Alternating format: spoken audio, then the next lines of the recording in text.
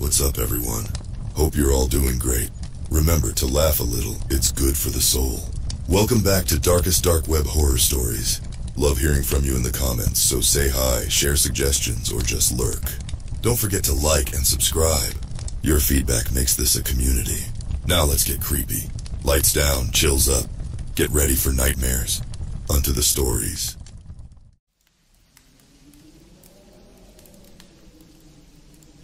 Hi, my name is Mike. I used to be a priest, but I made some bad choices. And now I'm not anymore. I did things that made the church kick me out. It's a long story, and maybe I'll tell you someday. But for now, let's start with what happened after. After losing my job as a priest, I felt lost. I didn't know what to do with my life. I had no friends left because they were all from the church. My family didn't talk to me anymore either. I was alone. One day I was sitting in my small, messy apartment staring at my computer. I was bored and lonely. I started browsing the internet, looking for something to do. That's when I stumbled upon the dark web. I had heard about it before, but never visited it. People say it's a scary place, but I was curious. I found a website called Confess Your Sins. It was a place where people could confess their darkest secrets anonymously. Being an ex-priest, the idea of reading confessions intrigued me. I thought it might make me feel useful again, like I was helping people by listening to their sins, even if they didn't know it. I created an account and started reading. At first, the confessions were mild. People talked about stealing candy as kids or cheating on tests in school. But then, the confessions got darker. People confessed to terrible things. Things I never imagined anyone could do. I should have stopped reading, but I didn't. Something about it pulled me in. It was like a train wreck. You know you should look away, but you can't. One night I read a confession that made my blood run cold. Someone confessed to hurting animals. They described it in detail and I felt sick to my stomach. I closed my laptop and tried to forget about it, but I couldn't. The next morning I found a dead bird on my doorstep. At first I thought it was just a coincidence, but then it happened again. Every day I found a dead animal near my apartment. It was like the confession had come to life. I didn't know what to do. I tried to ignore it, hoping it would stop, but it didn't. It only got worse. More animals appeared, and I started hearing strange noises at night. I couldn't sleep. I felt like I was going crazy. I knew I had to do something, but I didn't know what. I thought about going to the police, but what would I tell them? That a website was making confessions come true? They'd think I was nuts. I decided to stop reading the confessions, hoping that would make it stop. But it was too late. The darkness had already entered my life, and there was no turning back. I felt hopeless, like I was trapped in a nightmare I couldn't escape. I needed to find a way to stop the confessions from becoming my reality, but I didn't know how. That's when I decided to dig deeper into the website. I needed to find out who was behind it, and how to make it stop. Little did I know, my journey was just beginning, and the worst was yet to come. Days passed, and the dead animals continued to appear. The noises at night grew louder and more frequent. I barely slept, jumping at every creak and whisper. I knew I had to find a way to stop this nightmare. I spent hours in front of my computer, diving deeper into the Confess Your Sins website. I hoped to find a clue, something that would explain why this was happening to me. But the site was designed to be anonymous. No names, no IP addresses, nothing that could trace the users. One night, while I was browsing the site, I found a message board hidden deep within its layers. It was full of people discussing their confessions and experiences.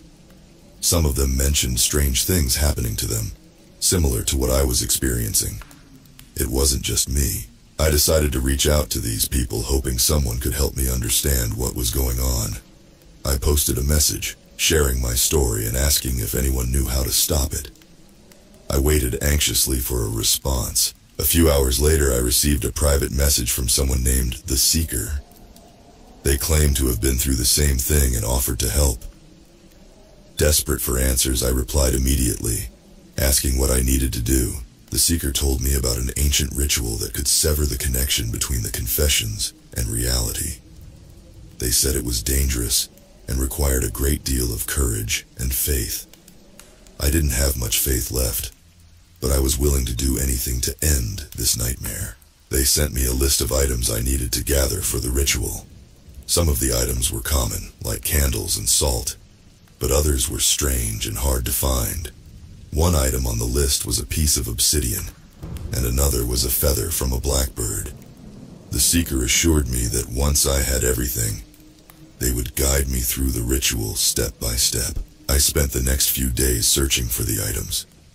It wasn't easy, and I felt like I was being watched the entire time. Every shadow seemed to move, and every noise made me jump, but I couldn't stop. I had to gather everything if I wanted to end this. Finally, I had all the items. I contacted the seeker, and they sent me the instructions for the ritual. It had to be performed at midnight, in complete silence.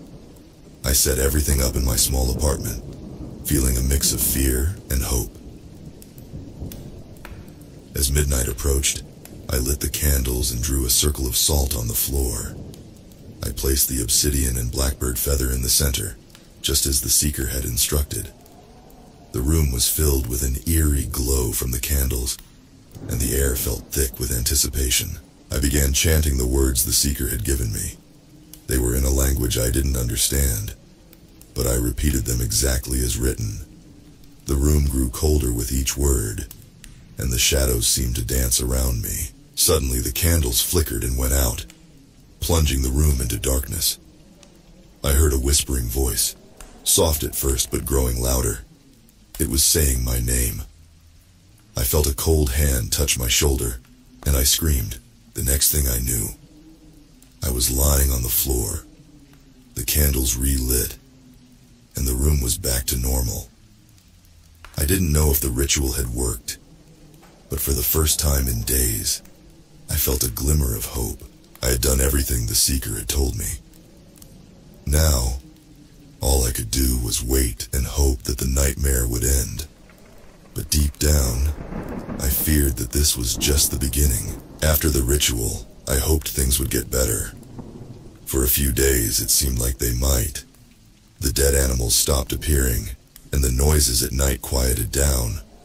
I started to believe that maybe, just maybe, the ritual had worked. But my relief was short-lived. One night, I woke up to a loud banging on my door. My heart raced as I stumbled out of bed, barely awake. When I opened the door, no one was there. I stepped outside, looking up and down the hallway, but it was empty. I turned to go back inside, but then I saw it. A message scrawled on my door in what looked like blood. It read, "You can't escape." My hands trembled as I reached out to touch the writing. It was sticky and smelled metallic. Fear washed over me. That same night, I started having nightmares. Terrifying, vivid nightmares where I was the one committing the sins I had read about on the website. I would wake up drenched in sweat, my heart pounding, convinced that it was real. One nightmare, in particular, stood out. I was in a dark room, and there was a man tied to a chair. His eyes were wide with fear, and he begged for mercy. I held a knife in my hand, and no matter how much I tried to stop, I couldn't. I plunged the knife into him, and his screams echoed in my ears. I woke up screaming, my hands shaking uncontrollably.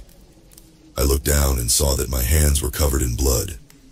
I jumped out of bed and ran to the bathroom, scrubbing my hands until they were raw. The blood wouldn't come off. It was then that I realized it wasn't a nightmare. It was real. There was blood on my hands, and I had no idea where it had come from. The next day, I received another message from the seeker.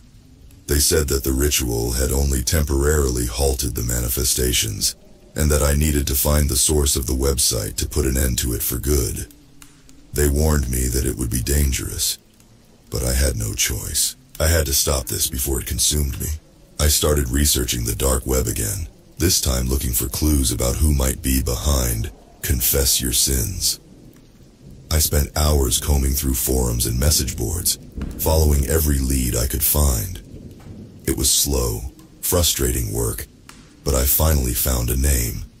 Father Lucius. Father Lucius was a former priest like me. He had been excommunicated for practicing dark rituals and had disappeared years ago.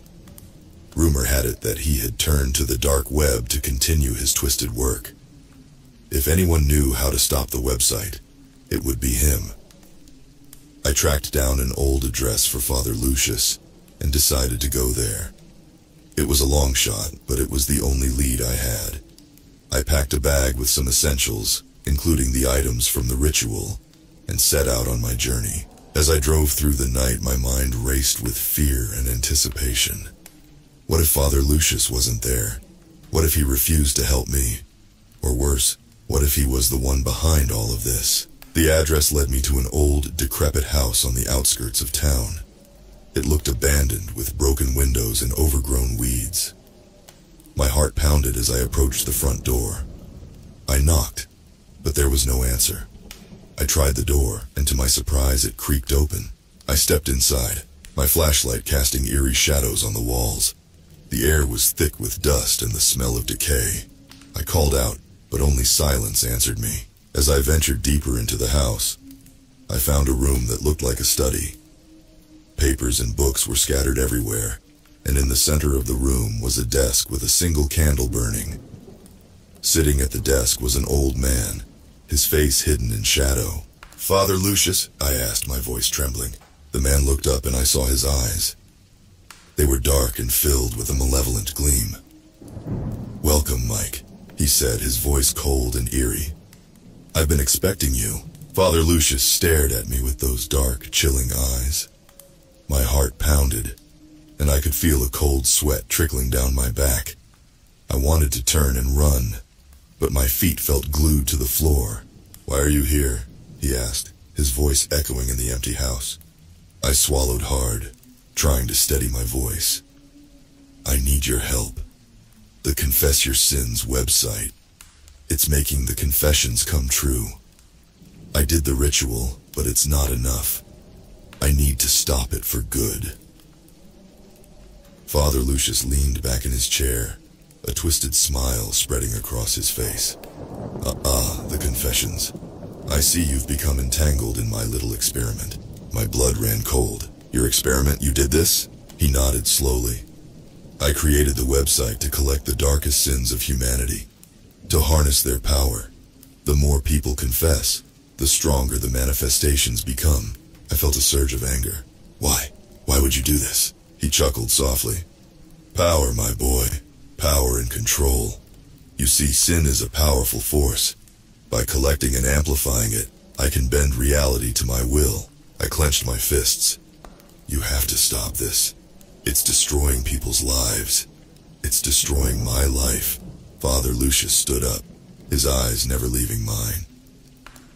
"You think you can just waltz in here and demand I stop? It doesn't work that way. The website is a conduit. As long as people use it, the confessions will continue to manifest." Desperation clawed at me.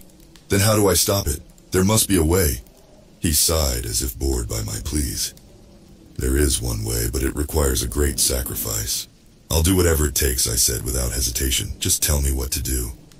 Father Lucius stepped closer, his eyes gleaming with a malevolent light. "You must destroy the conduit, the computer server that hosts the website. But it's not just any server. It's protected by dark forces, and getting to it won't be easy." "Where is it?" I asked, my voice barely above a whisper. He smiled again, a cruel twist of his lips. "It's hidden deep in the catacombs beneath the old church, the place where I performed the rituals that created the website. But be warned, the journey is fraught with danger. The forces guarding it are not of this world." My mind raced. The old church. It was a place I knew well, a place where I had once served. The thought of going back there filled me with dread, but I had no choice. Father Lucius reached into a drawer and pulled out an old, tattered map. He handed it to me. This will guide you through the catacombs. Follow it carefully, and you might just survive. I took the map, my hands trembling. Thank you, I said, though the words felt hollow. He waved a hand dismissively. Don't thank me. This isn't a favor. This is a warning. If you fail, the darkness will consume you. Now go, and don't come back unless you've succeeded. I left the house, clutching the map tightly. My mind was a whirlwind of fear and determination. I had a plan, but the journey ahead was uncertain and filled with peril. As I drove towards the old church, memories flooded back. It had been a place of solace and faith, but now it was tainted by dark rituals and evil forces. I parked my car and stood before the decaying building, its spire reaching towards the stormy sky. Taking a deep breath, I pushed open the heavy wooden door and stepped inside. The air was thick with dust and the scent of decay. I made my way to the entrance of the catacombs. Hidden behind a false wall in the basement, the map showed a twisted maze of tunnels and chambers, each more dangerous than the last. I knew this would be the hardest thing I had ever done, but I had no choice. I had to stop the confessions from becoming my reality. With the map in hand and my heart pounding in my chest, I descended into the darkness, hoping that I could find the strength and courage to face whatever awaited me below. The basement of the old church was cold and damp, the air heavy with the smell of mildew. I stood before the false wall, a hidden door long forgotten by most. The map in my hand was the only thing guiding me now. I pushed the wall, and it creaked open, revealing a dark, narrow staircase descending into the catacombs. As I stepped onto the stairs, a sense of dread washed over me. The darkness seemed to swallow the light from my flashlight, making each step feel like I was walking into an abyss. The air grew colder with each step, and the silence was deafening. The map showed twists and turns, chambers filled with unknown dangers. I followed it closely, my heart pounding with each step. Every now and then, I thought I heard whispers, faint and distant, like ghostly echoes of the past. I tried to ignore them, focusing only on the map and the path ahead. After what felt like hours, I reached the first chamber. The walls were lined with old, crumbling stone, and the floor was covered in dust and debris. In the center of the room was a large, ornate door, covered in strange symbols. According to the map, this was the first of many obstacles I had to face. I examined the symbols, trying to make sense of them. They looked like ancient runes, but their meaning was lost to me. As I traced my fingers over them, I felt a sharp pain in my hand. I pulled back and saw a small cut, blood trickling down my finger. The symbols began to glow and the door creaked open, revealing another dark passageway. I took a deep breath and stepped through the door. The passage was narrow and winding, the walls closing in around me. I felt like I was walking through a nightmare, each step bringing me closer to some unknown horror. The whispers grew louder, filling my mind with dark thoughts and fears. I shook my head, trying to clear my mind, but the whispers persisted. The next chamber was even more foreboding. The walls were covered in strange, pulsing veins, and the air was thick with a sickly sweet smell. In the center of the room was a large stone altar, covered in dark stains. I approached it cautiously, my flashlight flickering. On the altar was an old book, its pages yellowed and brittle. I opened it, and the words seemed to leap off the page, filling my mind with dark knowledge. The book spoke of rituals and sacrifices, of ancient powers that could bend reality. I realized that this was Father Lucius's work, the foundation of the Confess Your Sins website. As I read, the whispers grew louder, almost deafening. I felt a presence in the room, something dark and malevolent. I turned, and my flashlight illuminated a figure standing in the shadows. It was a tall, hooded figure, its face hidden in darkness. "Who are you?" I demanded, my voice trembling. The figure stepped forward, and I saw its face. It was pale and gaunt, with eyes that burned like embers. "I am the Guardian," it said, its voice a low, raspy whisper. "You have come to destroy the conduit, but you will not succeed." I backed away, my heart pounding. I have to stop this. The confessions, they're becoming real. The Guardian laughed, a cold, hollow sound. "You cannot stop what has already begun. The power of the confessions is too great. It feeds on the darkness in people's hearts, and it will consume you as well." I felt a surge of fear and desperation. There has to be a way. The Guardian raised a hand, and I felt a wave of cold wash over me. "There is one way," it said. "A sacrifice must be made. A life for a life. Only then can the conduit be destroyed." I stared at the Guardian, my mind racing. A sacrifice? Whose life? My own? The thought filled me with dread, but I knew I had no choice. If I didn't stop this, the darkness would consume me and countless others. "Tell me what I need to do," I said, my voice steady. The Guardian nodded. "Follow the path. You will find the heart of the conduit. There, you must offer a life to sever the connection. Only then will the confessions cease to manifest." With those words, the Guardian vanished, leaving me alone in the chamber. I felt a heavy weight settle on my shoulders, but I knew what I had to do. I took a deep breath and followed the map deeper into the catacombs, determined to end this nightmare once and for all. The catacombs grew colder and more oppressive as I ventured further in. The weight of what lay ahead bore down on me with every step. The whispers had become a constant murmur in my ears, and I could feel unseen eyes watching my every move. The map led me to a series of tunnels, each more twisted and narrow than the last. The air was thick with an ancient, musty odor, and I had to fight to keep my breathing steady. The light from my flashlight flickered, casting eerie shadows on the walls. Eventually, I reached a large, circular chamber. The map indicated that this was the heart of the conduit.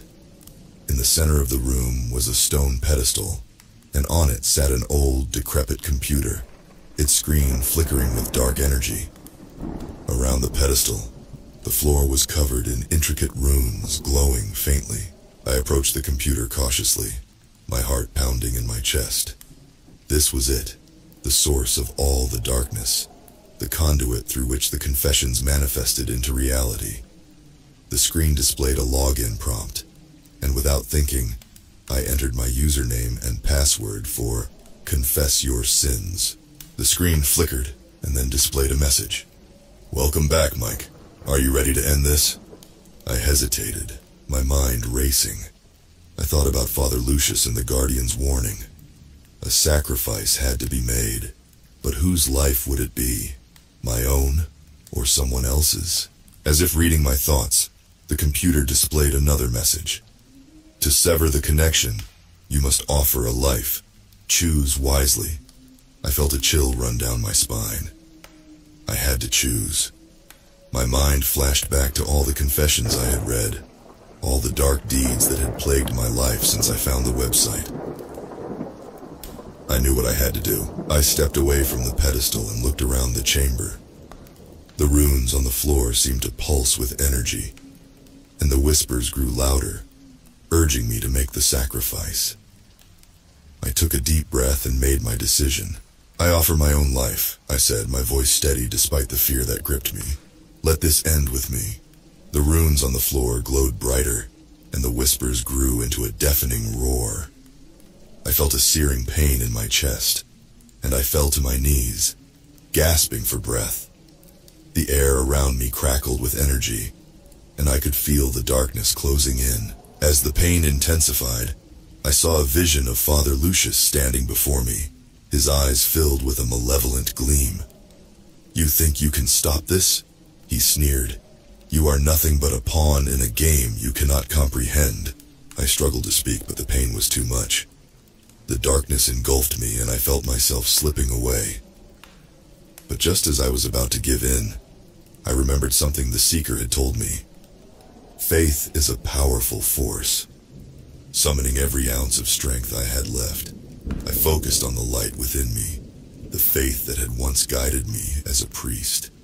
I reached out, imagining the light enveloping the darkness, pushing it back. To my surprise, the runes on the floor responded, glowing even brighter. The pain in my chest lessened, and I felt a surge of energy. The darkness recoiled, and the whispers faded into silence. I opened my eyes and saw the computer screen flicker one last time before going dark. The runes on the floor dimmed, and the oppressive weight lifted from the chamber. I had done it. I had severed the connection. Exhausted, I collapsed onto the floor, my body trembling. The chamber was silent, the darkness gone. I had made the sacrifice, but I was still alive. Somehow, my faith had saved me. I lay there for what felt like hours, trying to comprehend what had happened. Eventually, I found the strength to stand. I left the chamber, retracing my steps through the catacombs. The journey back was easier, the darkness no longer threatening to consume me. When I finally emerged from the catacombs, the first light of dawn was breaking through the clouds. The old church, once a place of darkness, now felt peaceful. I had faced the darkness and survived. I returned to my apartment, exhausted but relieved. I didn't know what the future held, but I knew that the Confess Your Sins website was no longer a threat. The darkness had been banished, and I could finally begin to rebuild my life. As I lay in bed that night, I thought about the sacrifices I had made and the journey I had undertaken. I had faced my fears, confronted the darkness, and emerged stronger. The whispers were gone, replaced by a newfound sense of hope and purpose. For the first time in a long while, I felt at peace. The next morning, I awoke to the soft light of dawn filtering through my window. The oppressive weight that had been suffocating me for so long was gone. I felt lighter, like a dark cloud had finally lifted. The nightmare was over, but I knew that the journey of healing and rebuilding had just begun. I decided to start by cleaning up my apartment, which had become a reflection of my chaotic and tormented mind. The clutter and mess felt like physical manifestations of the darkness that had been haunting me. I threw away the dead animals that had piled up and scrubbed the bloodstains off my door. It felt therapeutic, like I was washing away the remnants of the darkness. Once my home was clean, I turned my attention to myself. I hadn't looked in a mirror in days, afraid of what I might see. When I finally did, I hardly recognized the man staring back at me. My eyes were sunken and my face was gaunt, but there was something new there, too, a spark of hope and determination. I knew I needed to reconnect with the world, to find a way to atone for my past mistakes and rebuild my life. The first step was reaching out to those I had lost contact with. I started with my family. It wasn't easy, but I called my parents and explained what had happened. There were tears and anger, but there was also understanding and a willingness to forgive. Next, I reached out to some old friends, people I hadn't spoken to since my days as a priest. Some were hesitant to reconnect, but others welcomed me back with open arms. It felt good to have people in my life again, to not feel so alone. I also decided to seek professional help. The trauma I had experienced was too much to handle on my own. I found a therapist who specialized in trauma and started regular sessions, talking about everything that had happened. The confessions, the manifestations, the darkness helped me process and heal. As the days turned into weeks, I felt myself growing stronger. The nightmares that had plagued me began to fade, replaced by dreams of hope and redemption. I started volunteering at a local shelter, helping those in need. It felt good to give back, to use my experiences to help others find their way out of the darkness. One evening, as I was helping serve dinner at the shelter, I met a young man named Alex. He was quiet and withdrawn, but I recognized the look in his eyes, the same look I had seen in my own reflection not long ago. We started talking, and I learned that he had been struggling with his own demons. I shared my story with him, about the dark web and the confessions, and how I had found a way to overcome the darkness.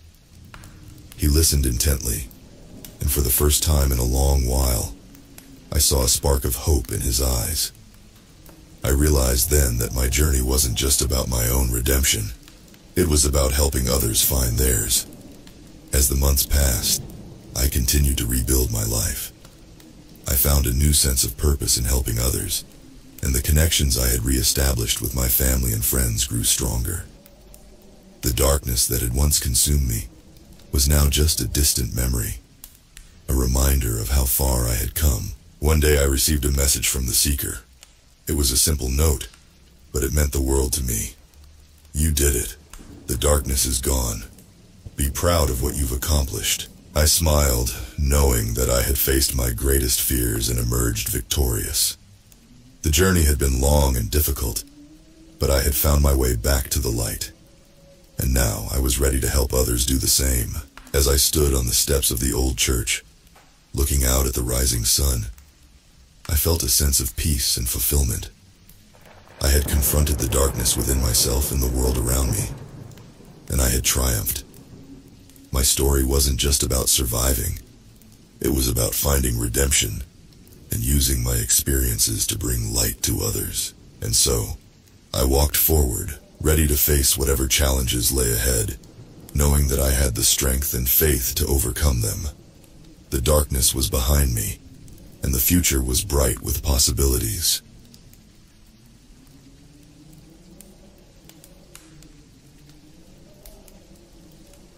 I never should have gone down that rabbit hole on the dark web.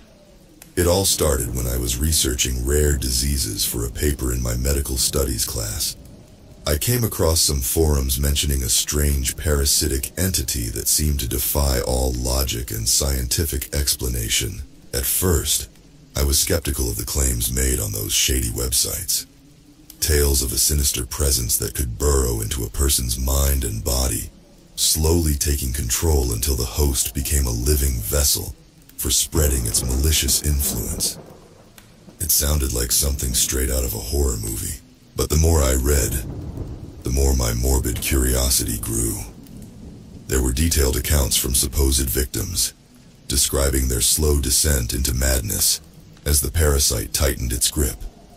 Some even claimed to have temporarily expelled the entity through arcane rituals, only for it to return with a vengeance. Maybe I should have heeded the warnings plastered all over those forums, telling me to close the browser and forget I had ever stumbled upon such dark knowledge. But I couldn't resist the allure of the unknown, the tantalizing prospect of unraveling a real-life medical mystery. So I kept digging deeper, scouring the darkest corners of the web for any scrap of information I could find on this elusive parasite. The more I learned, the more terrified I became. Yet I was hopelessly hooked, like a moth drawn to a deadly flame. The entity, some called it a mind worm, seemed to transcend our understanding of biology and physics. It could move between hosts through mere thoughts and intentions, burrowing into the deepest recesses of the psyche until it became nearly impossible to distinguish its insidious whispers from one's own inner voice. As the accounts went, once the mind worm had fully infested a host, it could manipulate their actions and warp their perception of reality.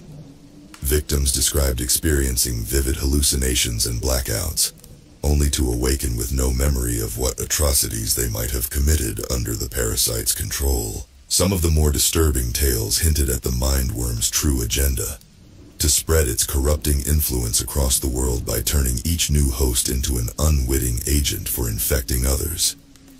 The thought of such a malicious force propagating itself through an unsuspecting population chilled me to the bone. Still, my academic curiosity overpowered my sense of self-preservation. I became obsessed with finding a way to observe or even communicate with this so-called mind worm. Maybe if I could study it closely enough, I could unlock the secrets to combating it, or at least inoculating myself against its parasitic effects. That's when I stumbled upon a particularly ominous thread. detailing an ancient ritual supposedly used to invite the mindworm into one's body and consciousness. The posters issued dire warnings about the dangers of such a foolish act, but they also tantalizingly dangled the prospect of gaining deeper insights into the entity's nature. Maybe it was the late-night delirium of too many all-nighters spent hunched over my laptop. Maybe it was sheer arrogance, the misguided belief that my scientific mind could somehow overpower or outwit an entity that seemed to defy the laws of nature. Whatever the reason, I made the grave mistake of following those accursed instructions to the letter. I gathered the ritual components, simple household items like candles, salt, and a handheld mirror, and arranged them with painstaking care. Then, heart pounding in my ears, I began to chant the eerie incantation, calling out into the void for the mindworm to heed my summons. At first, nothing seemed to happen. I felt a brief flicker of relief, thinking I had dodged a bullet and could chalk this up to another piece of creepy internet lore.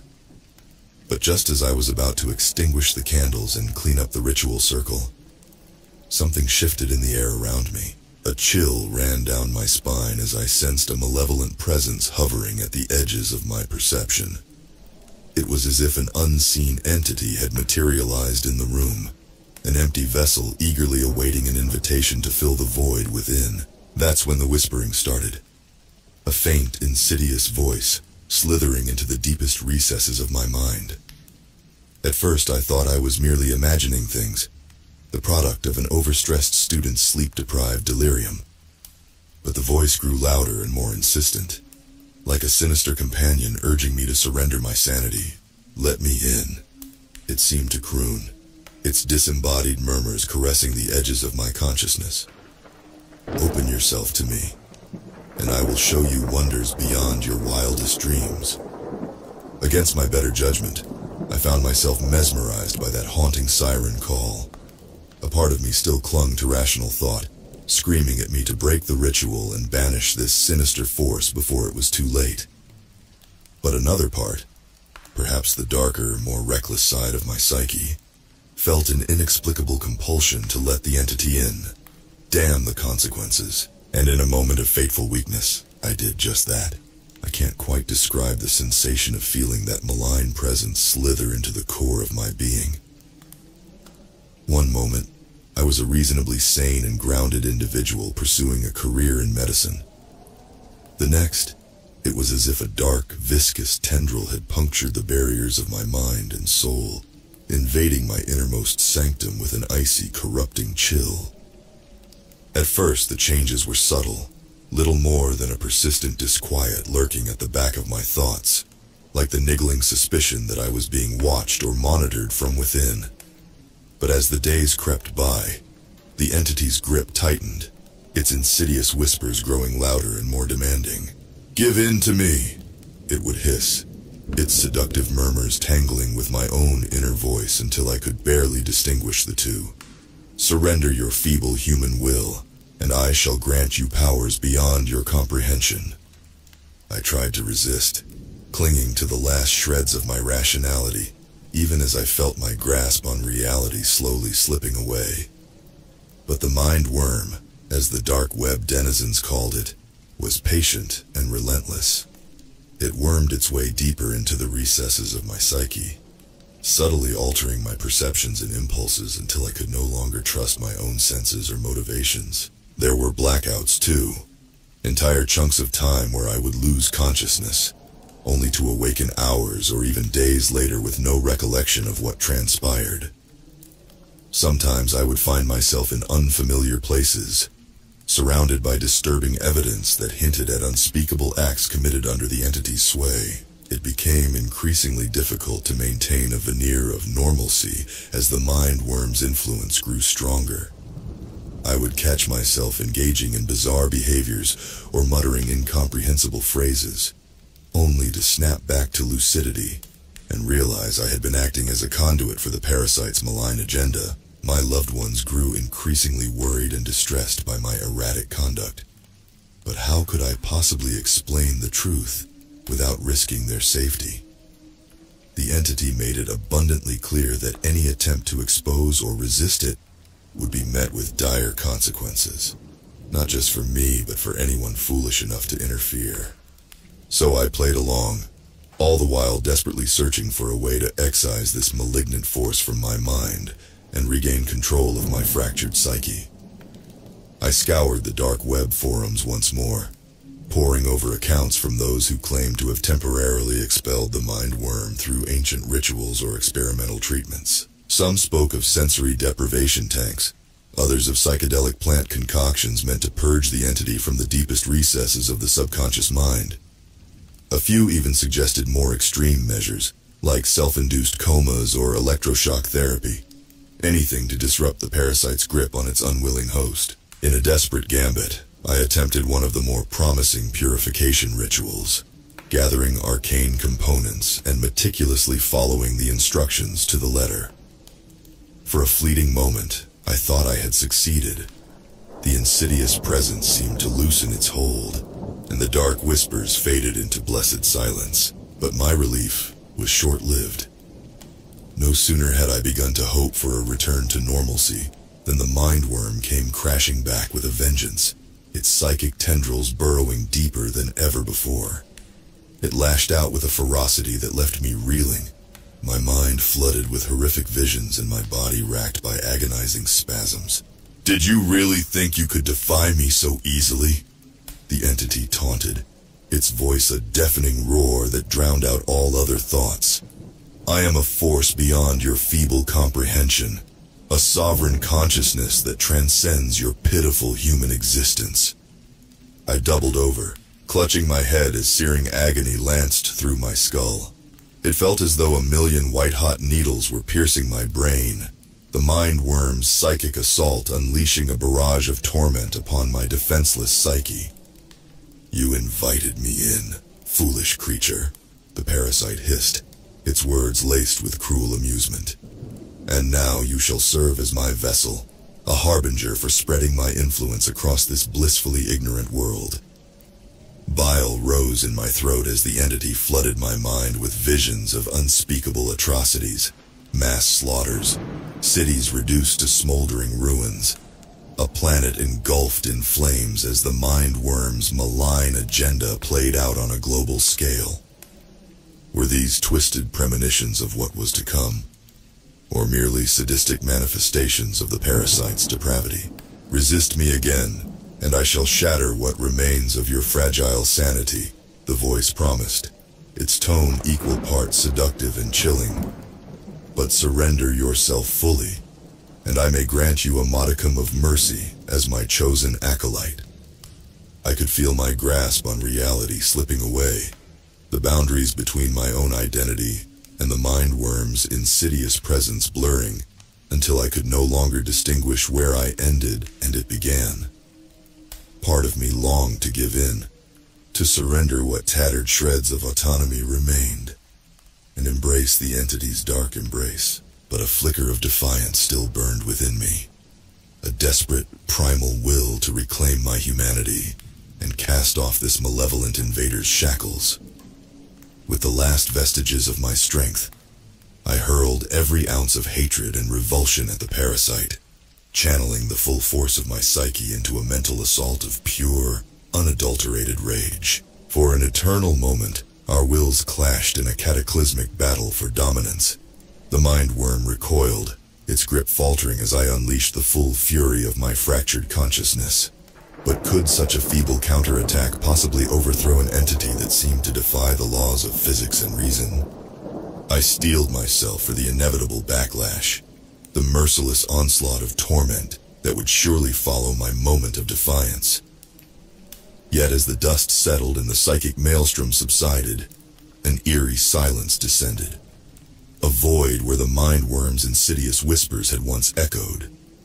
Had I somehow driven the parasite out? Daring to hope, I cautiously prodded the recesses of my mind, searching for any lingering trace of the malign presence. But all I encountered was the blissful quiet of my own solitary thoughts, uncontaminated by the entity's corrupting taint. I sagged with a mix of relief and utter exhaustion, suddenly aware of the full toll this nightmarish ordeal had exacted. My body felt drained, my psyche a ravaged wasteland in desperate need of healing and respite. But I was free, liberated from the mindworm's insidious grasp, at least for now. As I attempted to process the harrowing events and piece my shattered memories back together, one haunting realization crystallized in my mind. This was merely a temporary reprieve. The mindworm was still out there, an eldritch force of malignant sentience hungering to subjugate new hosts to its virulent will. And I, the fool who had brazenly invited the parasite into my world, might have just unleashed an unholy Pandora's box upon an unsuspecting populace. If the entity managed to take root and begin propagating its influence, the consequences would be too horrific to contemplate.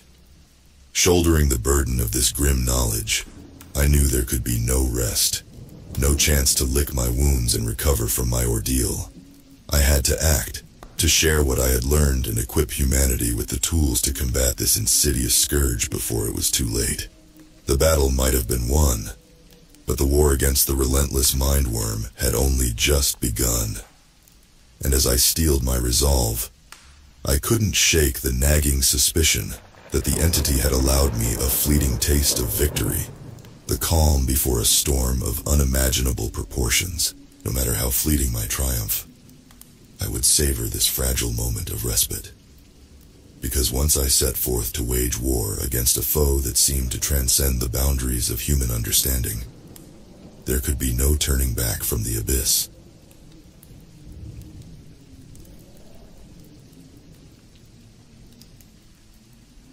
I'll never forget the day everything changed.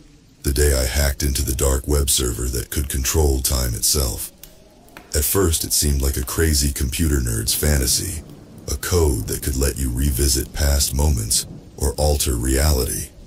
But I quickly learned it was a nightmare from which there might be no escape. It all started when I was bored one night, mindlessly surfing the dark underbelly of the internet that regular people are too scared to visit.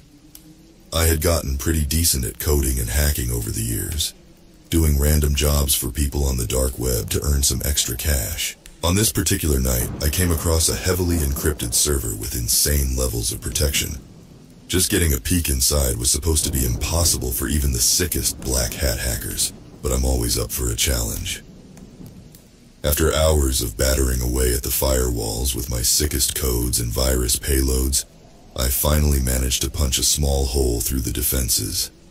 Suddenly, I was inside. At first, I couldn't believe what I was seeing. Endless reams of code and data unlike anything I'd encountered. It looked like it was controlling the very fabrics of our existence.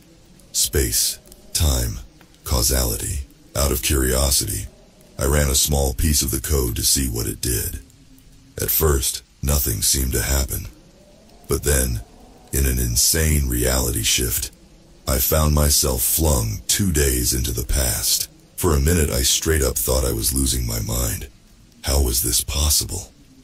I looked around in a daze, realizing I was reliving Tuesday.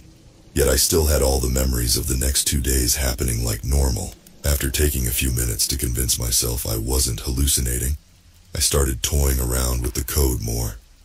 Turns out, this crazy server from the depths of the dark web could actually control time itself. With a few keystrokes, I could revisit any past moment, jumping back to re-experience it. Or I could take a future event that hadn't happened yet and force it to occur. The possibilities started to seem endless. Of course, being a reckless idiot, I couldn't resist pushing my luck. I ran a piece of code to try changing a seemingly innocuous event, reversing what sandwich I had for lunch 2 weeks ago on a whim. That's when things started going horribly, terribly wrong. At first, all that happened was the tuna sandwich I ordered turned into turkey. Not a huge deal. But then a screaming noise erupted in my mind, growing louder and more agonizing by the second, until it felt like my skull was going to split apart. I remember clutching my head in pure panic as the entire world around me distorted like a glitchy video game. Everything stopped making sense. The laws of physics went haywire, and objects morphed into abstract shapes. Before I blacked out entirely, a feeling of cold dread shot through me. I had triggered something insanely dangerous by messing with the fundamental code of our reality, and now it seemed to be punishing me. When I came to, I was lying on my bedroom floor again, drenched in a cold sweat. But the date had somehow shifted again. I was now 2 days in the future from when I initially hacked the server. At first I thought maybe I had just suffered some sort of crazed fever dream from pushing myself too hard on the stretches of code. But then I noticed the sandwich wrappers in the trash were for turkey, not tuna. Physical evidence that I really had manipulated time before blacking out. A growing sense of dread started creeping over me as I realized I was likely trapped in some sort of endless time loop. The dark code had glitched and was now reasserting the events it wanted to happen no matter how many times I tried reverting them. As the days passed, I started going a little stir-crazy, confined in my apartment alone as the same events repeated over and over in an endless loop. I'd black out, then wake up days later at another point along the timeline, piecing together what had happened based on the relics around me. At first, the loops didn't seem too eventful or horrifying. Just mundane stuff like me eating sandwiches or sitting alone at my computer. But soon, darker events started bleeding through each time the loop reset. One loop. I awoke to find my front door had been kicked down during the night. Wood splinters across the floor. In another, robbery was scrawled across the wall in red finger paints. Who had broken in, and when, and why? A few loops later, I started waking up with excruciating headaches that didn't go away, no matter what pills I took. Was this the coding malfunction physically manifesting in my body, glitching my biology like it had the fabric of time? I barely left my apartment during those loops, paralyzed by a gnawing fear that things could take an even darker turn at any moment. And boy, was I right to be terrified. Every time I thought the loops couldn't get worse, they always did. I'd come to in scenes of increased depravity and terror, waking up bound and gagged, strange symbols burned into my flesh, cryptic threats scrawled across the wall in blood. In one soul-shattering loop, I regained consciousness lying in a pool of blood and viscera, random chunks of mutilated flesh strewn around my destroyed apartment. I immediately puked my guts out at the grisly sight. It was clear I wasn't alone in there. Some malevolent force had been unleashed during my meddling with the timeline. A demonic presence that grew more deranged and violent with each repetition of the loop. After that particularly scarring reset, the fear and dread took over completely. I lost all sense of rationality or control, rocking back and forth in the corner of my blood-soaked room as reality disintegrated around me. How many loops had I survived? 10? 20? 100? I had no concept of linear time left. I passed out from sheer horror overload, only to wake up and re-experience the macabre scene of mutilation again, and again, and again, each time the frayed edges of my sanity being stretched thinner. I'm honestly not sure how much more of this endless cyber loop of escalating violence I can endure. Part of me understands this is likely my deranged mind projecting my worst fears as punishment for arrogantly toying with forces of reality I could never comprehend. But that detached reasoning provides little comfort when the next loop resets, with some new fresh horror ripped from my deepest subconscious dreads and anxieties. Over the countless cycles, I've experienced so many horrific variations, each more depraved and disturbing than the last. Waking up buried alive, watching myself murdered over and over from twisted angles, even having my limbs hacked off one by one, waking up limbless in the next cycle like some lame attempt at gaslighting. And the torture scenes. Oh God, the torture scenes. I've endured every sicko's fantasy from having my eyelids removed to some psychopath flaying my flesh in strips. Even carving satanic sigils into my chest that resurrect into open wounds with each reset. I know this Baroque tapestry of occult imagery is likely some primal attempt by a mortal like myself to grapple with cosmic forces beyond comprehension. But that knowledge provides little solace in the moment. So here I exist, trapped in an endless looping cycle of intensifying terror and mutilation. I've long since learned to suppress the screams as I perpetually wake into nightmarish tableaus of violence and my own destruction. I fear my punishment for breaching the sealed mysteries of this server will be an eternity of madness and brutality. An infinite digital purgatory where my mind won't stop assaulting me with visions of the truest darkness until I finally shatter completely. Part of me wants to believe there's still a way to break this endless cycle through sheer perseverance. That if I can somehow muscle through the escalating tsunamis of horror, I might find a fragment of code that can reset everything. Restore the timeline before things went so hellishly awry. I'll admit, that flicker of hope is what's keeping me going right now. That belief that if I can hold on to the tattered ribbons of my sanity, surviving loop after loop, there might eventually be a path back to blessed normalcy. But with each passing reset, that hope grows dimmer. More and more, the psyche-shredding experiences have taken their toll, leaving me a hollowed-out husk of fear and desolation, just counting down to the next round of heavier mindfuckery. So here I am again, huddled in the corner, bracing for the next sick iteration of this endless cyber loop. But then something catches my eye. A flashing icon on my computer I hadn't noticed before. With trembling hands, I crawl over and see that it's a secondary encrypted server I must have accidentally accessed alongside the first one when I breached the defenses. Could this be the key to finally breaking the cycle? Not letting myself think about the potential consequences this time, I hurriedly run the decryption codes, allowing access to this mysterious new server.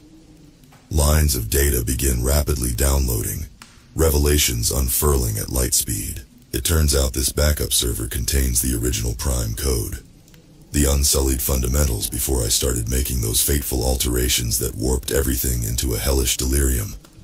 The nuclear keys to resetting the timeline completely. With a deep breath and a silent prayer, I execute the reset command, forcing the rogue code to revert back to its core Prime functions. For a moment, everything glitches and melds in a swirling kaleidoscope of colors and numbers. Then just like that, silence. I blearily open my eyes, looking around in disbelief to find myself back in my normal apartment on an ordinary day. No signs of the horrors or derangements from before. Just the soft hum of normality. I recheck the date, and can scarcely believe it. But I've been catapulted back to the morning before I first breached that ill-fated server's defenses and opened this whole Pandora's box of interdimensional insanity. Like none of it ever even happened.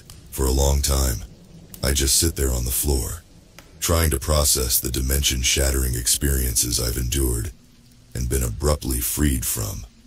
Part of me keeps waiting for the other shoe to drop, and for reality to splinter apart again in some new fresh hell. But nothing. Just the beautiful mundanity of regular existence continuing on as intended. Blissfully uninterrupted. I actually find myself overwhelmed with gratitude for the little things I'll never take for granted again. My lumpy couch, the pile of dirty laundry in the corner, even the damn dust bunnies under my bed. As the shock wears off, a wave of euphoria washes over me. I actually did it. I found the failsafe, and managed to escape that endless torment with my frayed psyche somewhat intact. Against all odds, I successfully reset the most dangerous technology our world has never known about. From this point on, you can bet your ass I'll never go anywhere near reopening that multidimensional can of worms again. Some mysteries are meant to stay locked away forever, pruriently explored at one's own cosmic peril. For today, I just feel immense relief washing over me, unshackling from the visions of infinite horror that held me hostage for so long. I don't think I've ever appreciated a simple sunny day more than I do right now. The dark depths of the internet's hold has finally been broken,